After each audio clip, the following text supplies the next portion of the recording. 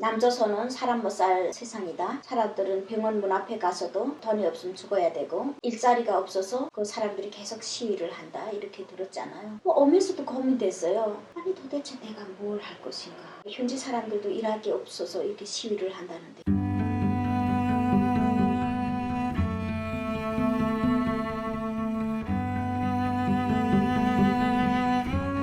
저희들이 목적지를 처음에는 지도를 보고 제가 러시아어를 배웠거든요. 조금이라도 말이 통하는 러시아로 가가지고 거기를 통해서 한국으로 가자 했어요. 러시아 쪽으로 가려고 우선 할빈 쪽으로 갔거든요. 할빈, 목단강 이렇게 그쪽으로 가려고 했는데 거기가 좀 중국하고 러시아 사람들 간의 감정 갈등이 심해요. 러시아 사람들은 중국 사람들이라 하면 그냥 국경에서 잡히기만 하면 아주 개패도 때려서 쫓아보낸단 말이에요. 그렇게 감정이 안 좋아요. 그래서 중국에서 우리 넘어갔다가 그 러시아 사람들이 우리를 북조선 사람으로 보지 않고 중국인으로 보서 아주 반죽업 만들어 놓으면 어떻게 할 거예요. 그래서 이건 아니구나 해가지고 그 다음 또 몽골로 가려고 했어요. 그래서 그걸 연구하고 또 그쪽으로 이렇게 방향을 잡다가 사람들이 그러더라고요. 사막에 잘못 들어가면 살아서 나오지 못한다 이러는 거예요. 그래서 이거 사막도 아니고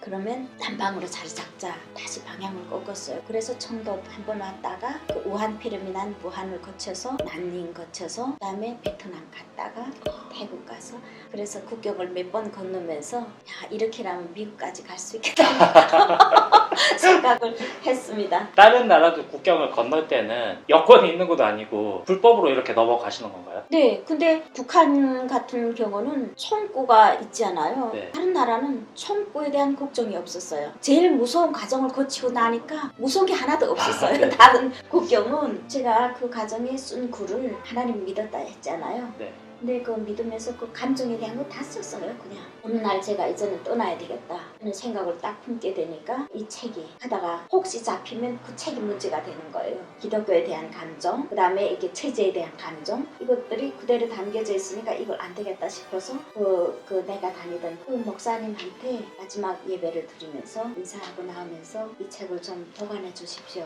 꼭 다시 찾으러 오겠습니다 하고 저희들은 탈북민이라고 소개를 하고 그리고 왔는데 다음날 일찍이 전화가 온 거예요. 떠나지 말라고. 당신들이 떠나면 나는 더 이상 이 중국 땅에서 선교를 못합니다. 눈물로 그 책을 밤새 봤다는 거예요. 그래서 정 떠나겠으면 3일 후에 떠나라. 너무나 간곡하게 말하니까 진짜 발이 저려서 못 가겠더라고요. 그 목사님께서 그날로 우리들이 한국으로 올 수 있는 루트 다 잡고 이제 떠나라고 하면서 핸드폰 딱 하나를 주시는 거예요. 그 다음에 그건 브로커인 거죠. 그 브로커가 핸드폰을 몇 시에 켜세요. 9시에 켜라면 9시에 딱 켜면 딱 5분 동안 배터리 딱 켜서 어디까지 오라 하면 어디까지 가고 그 대륙이 얼마나 며칠을 갑니까? 버스 타고 기차 타고 진짜 리얼한 연기도 했죠. 공안이 검열 들어오면 자는 척도 하고 애들을 막 훈련시켰어요. 너 잡히면 벙어리 흉내 내야 된다고 하면서 이렇게 하면서 연습까지 시킨 거예요. 다행히 수없이 갈아타고 했는데도 중국 사람들 좋은 사람들 만나서 저희들 어디까지 데려다주고 차표를 떼주고 버스표를 떼주고 목적지까지 도착을 했어요. 도착하니까 또 몇 시에 켜라 해서 또 그걸 딱 켜면 어른손에 물병을 지세요. 이런단 말이에요. 그럼 어른손에 물병을 딱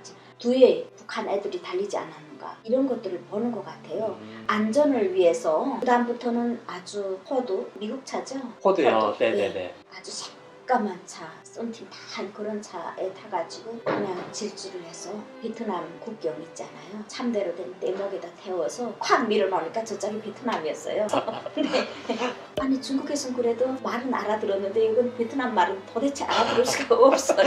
근데 우리가 지금 태국 대사관을 목표로 하고 지금 그 전날에 한 바퀴 정찰을 했거든요. 그 길 돌면서 베트남 군인이 지금 태국 대사관을 지키고 있잖아요. 네네. 우리 일행 7명이란 말이죠. 근데 처음부터 이렇게 하면 이 사람이 긴장될까봐 버처가 긴장될까봐 쫙 늘어서서 옷을 아주 관광객처럼 입고 멀리서부터 막 떠돌면서 오는데 사실은 우리 대하가 거기로 들어가는 게 목표니까 그 대하였거든요. 표정만 웃으면서 표정만 웃으면서 야 좀 떨어져라 야 애들 그 가운데를 모이고 막 이런 얘기를 하면 제가 제일 앞에 섰어요. 그러면 지나쳐야 되잖아요. 왜냐면 7명이니까 늘어져 있다가 그러니까 나는 한 2m 정도 지나쳤어요. 만약에 이 보초가 한 명이기 때문에 누군가를 잡는다면 보초를 끌고 들고 들어간다. 이게 이거였거든요. 하나 둘 셋인데 샥 빨려 들어가듯이 그저 순간에 쫙 들어갔어요. 그러니까 이 보초가 눈이 휙 뒤집힌 거예요. 그래가지고 그 다음에는 이 보초는 못 들어오더라고. 동물원의 원숭이처럼 막 세살창 왔다 갔다 하면서 막 황당해가지고 순간 너무 눈 깜빡할 사이에 있은 일이니까 그 다음에는 막 이 베트남 말도 모르고 안말도 모르는데 워더 너스커리아 막 영어고 뭐이고 막 자탕이 되는 거예요. 아이는 무슨 너스커리아 뭐 이렇게 돼야 되겠는데 막 그저 당황하니까 그러니까 너는 너스커리아? 너스코리아 이거다 이 너스코리아다 이러면서 보니까 그 공화국기가 있는 거예요. 네, 그 보내주겠다고 전화를 이렇게 들어. 노 어더 사우스 코리아 가겠다고 막 이러면서 너스코리아 노 막 이랬거든요. 그 다음에 이 사람들 안 한 것 같아요. 그러니까 처음에는 우리를 나가라는 거예요. 그 뒤에 국제부 기자가 붙었거든요. 네. 저기를 봐라고 이렇게 선질했어요. 그러니까 기자가 붙어있으니까 쫓지 못하는 거예요. 그 다음에 한국 사람들이 와가지고 확인하고 거기에 한 보름 숨어 있다가 비가 억수로 오는 날 반쯤에 빗물로 빠져가지고 태국 공항에 갔다가 그 한국으로 들어왔어요. 결과적으로는 제가 글을 썼기 때문에 한국에 잘 오게 된 것 같아요. 선교사분이 감동을 하고 네. 도와줄 수 있는 마음이 생겼기 때문에 그렇죠? 네, 그렇죠. 책을 안 썼더라면 모르죠.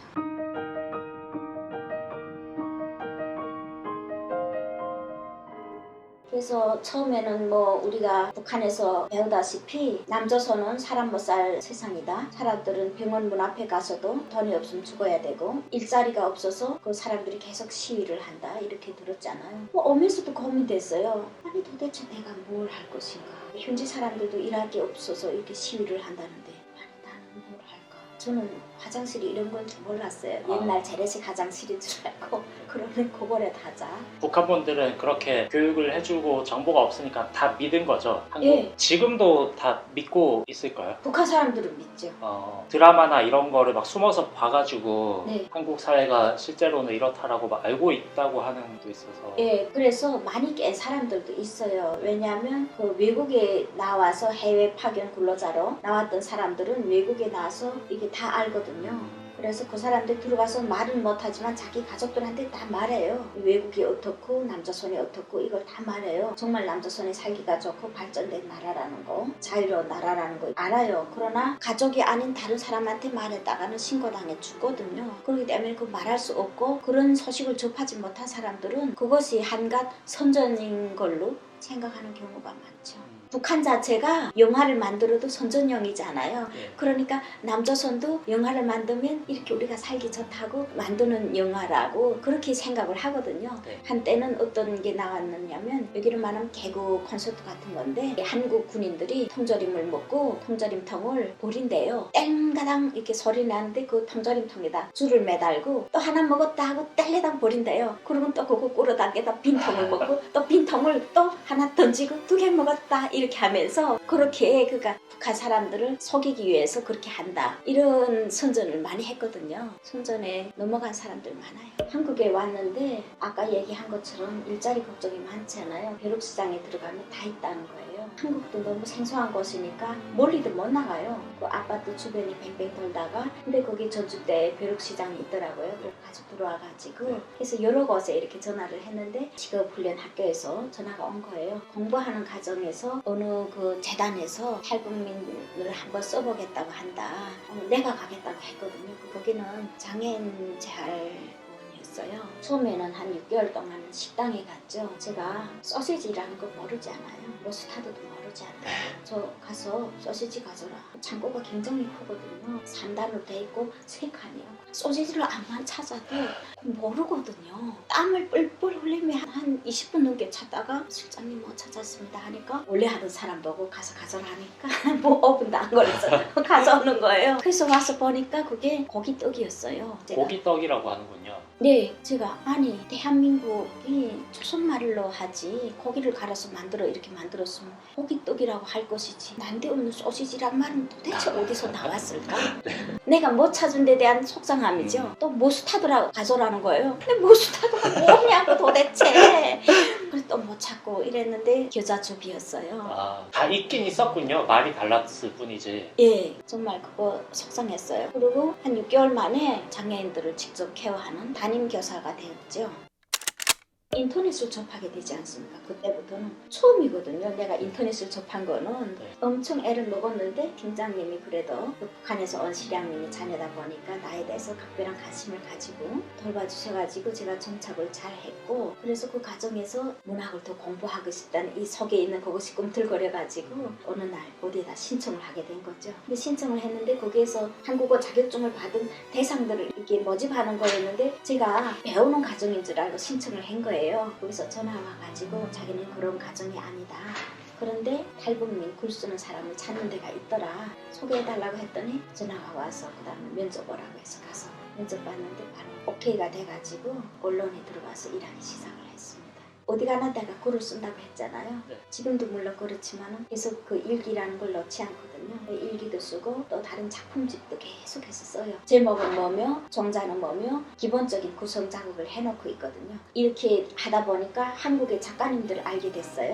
아는 작가님께서 아니 북한에서 왔고 북한에서 글까지 썼다는데 도대체 어떻게 쓰는가 보자 이러는 거예요. 그래서 내가 자신감이 없었어요. 밀어놓은 작품을 그걸 이렇게 보였는데 그분은 정말 진심으로 저를 위해서 이렇게 봐주시고 이 좋은 작품을 왜 얼마 전에 내놓지 않느냐, 대담하게 연기를 내가지고 그래서 내놨어요. 여기 당선이 된 거예요. 그때 내신 작품 이름이 뭐였죠? 밥이었어요. 밥. 단편 소설 밥. 네. 네, 그래서 이 서기걸 로반에 나옵니다. 밥이. 네. 그 후로부터는 제가 자신감을 가졌죠. 북한 문학이 수령 우상화와 제도에 대한 체제 선전 같은 거는 나쁘지만은 작품을 만들어내는 데에 대해서는 결코 약하지는 않구나 이런 생각이 들었습니다. 그 다음에 2019년에 그동안 있었던 시들을 모아가지고 한 10편을 냈는데 당선이 됐고, 장석주 심사위원장님께서 그래도 높이 평가해 주셔가지고 한 명을 뽑는데 저를 등단을 시켰더라고요. 네. 그렇게 돼서 제가 등단이 됐습니다. 시인도 그렇고 소설가도 그렇고. 네. 여쭤보고 싶고 찍고 싶은 게 더 많은데 네. 이제 여기 스튜디오 시간이 거의 다 돼가지고요. 네. 시간이 엄청 빨리 갔죠. 네. 그래서 마지막으로 작가를 하고 싶어하는 한국 사람들이 되게 많거든요. 선배 작가로서 아무나 할 수 없는 경험을 가진 작가님으로서 작가 지망생분들에게 어떤 한마디를 해주신다면 어떤 말을 해주시고 싶으세요? 제가 서울대 학생들과 그다음에 여러 그런 문학을 하는 학생들하고 작품 토론회 비슷하게 이런 걸 진행을 합니다. 내가 여기 와서 본 경험은 작품의 맛은 있어요. 그냥 일상생활을 재미있게 이렇게 그려낸 작품의 맛은 있는데 작품을 쓰는 이유가 있어야 되지 않아요. 작가가 하고 싶은 말, 메시지 그걸 담아야 되는데 작품들이 거기에 조금 약한 것 같아요. 문학 작품 하나하나가 누구를 위해서, 무엇을 위해서 이 시간을 할애하고 심혈을 기울여서 써야 되느냐, 그거에 대해서 좀 생각을 해볼 필요가 있다고 생각합니다. 그 다음에 잘못된 이념 이런 거에 대해서는 좀 벗어났으면 좋겠다 이런 생각을 해요. 이게 너무나 공명하게 갈려져 있어요. 너무나 아주 칼로 자르듯이 이렇게 이런 경향이 있는데 이거는 우리 스스로가 무너뜨려야 된다고 생각을 합니다. 문학뿐만 아니라 사회 전반적으로 이렇게 너무 네. 나뉘어져서 싸우고 사회 다투고. 전반적으로 그렇지만은 우리가 이 시대에 할 역할, 문학인으로서의 역할은 되도록 하나가 되고 되도록 서로가 사랑하고 서로가 위하며 이런 사회를 만들기 위해서 그렇게 작품을 구상했으면 좋겠다. 물론 잘못된 것을 지적할 수가 있습니다. 근데 잘못된 것을 지적을 하되 그 이면에는 반드시 우리가 그것을 극복하고 더 좋은 사회로 나가기 위한 그런 것을 담았으면 좋겠다. 이런 생각을 하게 됩니다. 그런 작품을 써내기를 파이팅 합니다.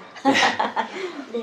인연보다는 사랑이 더 우선이다라는 말씀이신 것 맞습니다. 같고요. 네, 네. 오늘 나와주셔서 정말 감사드리고요. 네, 네. 감사합니다. 네. 이렇게 초청해 주셔서 아, 감사합니다. 분단 문학에 대한 응원의 문구를 예쁘게 써주시는 분들 네. 4분을 추천을 해서 책을 보내드리도록 하겠습니다. 네, 감사합니다. 한국에 와서 다 좋습니다. 먹고 사는 것도 다 좋은데 탈북민이라고 하게 되면 이 사회적 분위기가 좀 소외되는 이런 느낌을 어쩔 수 없어요. 그래서 전체적인 분위기가 그런데 우리 이 분단이 뭐 1000년이 가겠습니까? 10,000년이 가겠습니까? 그 한 지역이라는 마음을 가지고 탈북민들을 감싸 안는 그런 문학이 되었으면 좋겠습니다. 감사합니다. 감사합니다. 네. 네.